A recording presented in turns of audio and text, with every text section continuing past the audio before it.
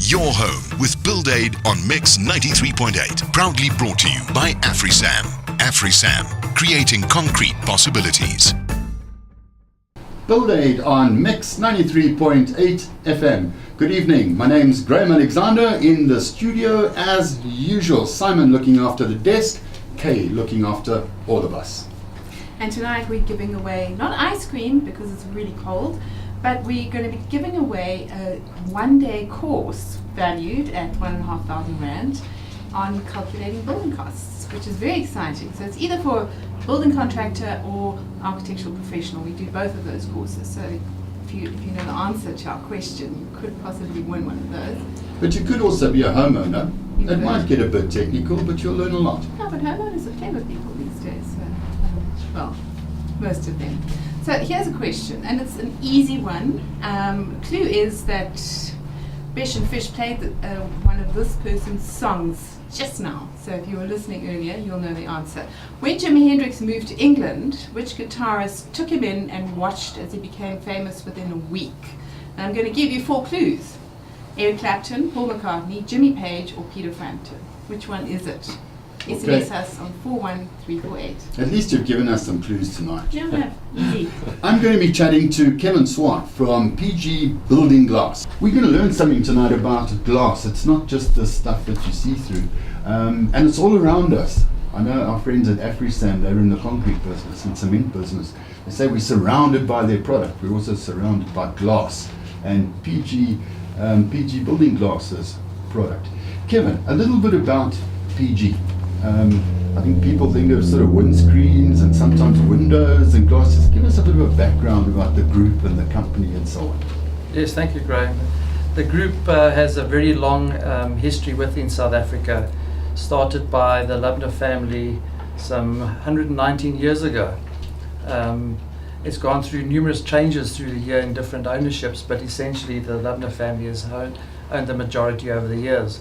The group consists of various different divisions, from manufacturing to distribution and processing, right down to the retail end where glass, as we know it, PG glass, synonymous with what we put into our homes and into our cars. The different divisions are the PFG sector, which is our manufacturing, where we make the float glass, downstream to PG Building Glass Solutions, to our PG Glass, and we have a number of other different smaller business on the building side.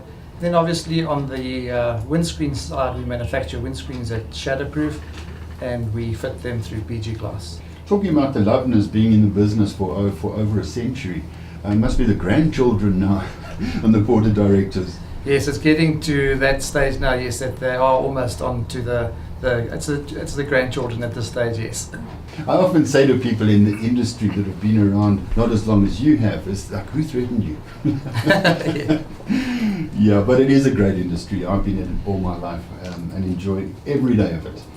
How's glass made? It's essentially, the easy way of putting it for me is to say that it's almost like mixing a big cake. The primary ingredients in making glass are silica sand, soda ash and lime, together with other smaller quantities of other materials. But the glass is then melted at very high temperatures and put onto a bed of tin where it's floated across, which gives it its clarity compared to the olden days where glass was drawn and was not as clear. But the clarity of the technology comes from floating on a bed of tin. It is then slowly cooled down until we see the end product that is crystal clear. And the tin, is that also molten? It's a molten tin bed, that's Okay. correct, yes. And the glass actually floats on it? That's correct, yes. Okay. During its liquid form, yeah. Kevin, glass isn't as simple as we think. It has a whole lot of uses and so on, and that's what I want to learn, or we want to learn from you this evening. If we started with basic glass, the glass we were chatting about just now that's floated onto tin, do you still sell it? What thicknesses does it come in, and what uses? Graham, we like to call it our solutions, and basic glass is the primary solution. What it really does is, instead of bricks, it's allowing lighting while closing a hole. So it's your very basic function, and that's our raw float glass that we produce. That glass is then taken from those lines, and which is not used in float glass, is then further processed into many different forms of glass. On the architectural side, into mirrors, functional glass to keep heat out, windscreens as we know it. So yes, there's very numerous different types that we'll discuss over the course of the evening. Does glass all start out as basic glass? That is correct, yes. It's from the float line. You either have a clear, crystal clear float glass, or you have, with the added ingredients, you can get the different tints that come off the float lines. Okay. Safety and security. This is a subject that pops up all the time in a household, and particularly in designing a new home with regard to glass. Particularly with modern homes, there's a lot of glass. Just an overview on regulations, Kevin, on how is it regulated that we have to use safety glass in certain areas? Well, Graham, that is correct. There is legislation that is in place, and there are certain areas that where glass is in situ that it has to be comply with SABS 1263 Part 1, which is the safety legislation against human impact. Unfortunately, our residents know very little about glass, and not to disrespect them, but it's just not been brought across very well in the past. And people, as I mentioned, only know glass as closing a hole. Within the home, there are certain areas, for example, anything that is within 500 from finished floor level, above a bath, in showers, where safety glass is required. What that means is when the glass does fail, it fails safe. So either a toughened safety glass or a laminated safety glass is considered as a safety glass, provided that it is correctly marked, that it is legible at all times for the building inspectors to see, and that it complies with the specification laid out and the tests that have to be done. If we look at a standard frame, aluminium frame, it would have a profile that somewhere the glass sort of fits in with a gasket or rubber and a beading and so on. Is it with double glazing as simple as you have another piece of glass, so the profile is slightly different, or am I being too simplistic? The profile, not all profiles can accommodate a double glaze unit because of the thickness. So you need to, the minimum profile that can take a double glaze unit is a casement 38mm window. Anything less than that, obviously you can't put the beads on.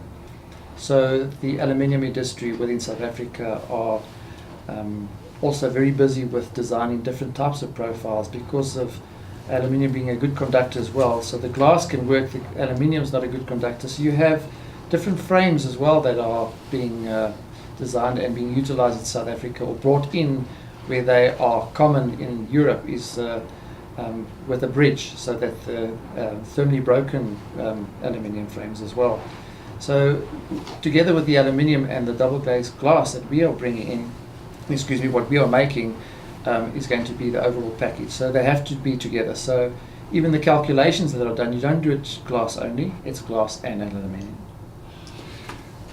It's like asking how long a piece of string is, but we like to get a sort of handle on what does glass cost or double glazing cost, just so we don't have the complete wrong perspective that it's 3,000 Rand and it's actually 500 Rand. If you start out, let's use, or maybe you can give me some examples, Kevin, to use as a guideline rather than me telling you what you know. It really depends on what level that you're at and what you are glazing. But if, for example, I had to take a float glass that normal homes are glazed with and call that 100, the double glaze unit would be around about 400 for a base model, and then going up to the top end of the scale where you have a superior product could be as much as 1,000 Rand a square meter. But then you are really looking after all of aspects from safety, security, insulation, keeping the sun out, the whole package. What would that work out? And here's a tricky question. You can tell me to jump in the lake. Is at the cost of a home, what kind of percentage would that make up to have that top of the range glazing fenestration? It is a difficult question. I guess it's got to do with the ratio of glass to wall areas that you have in the home and how many windows you have. But I would have it a guess that it must be around about 10% of the value, I would imagine, somewhere around there for that Rolls Royce. Okay. Okay, how have we done with the question? Well, everyone's brilliant. Everyone got it right, just about. DJ Rock, his comment was that does not come from the East Rand, and you're right. And you are right. That was the answer to our question. But the winner of our one-day course on calculating building costs is Alan Mason, and we'll give you a shout tomorrow, Alan, to see which date suits you best. Thanks for playing. Good stuff.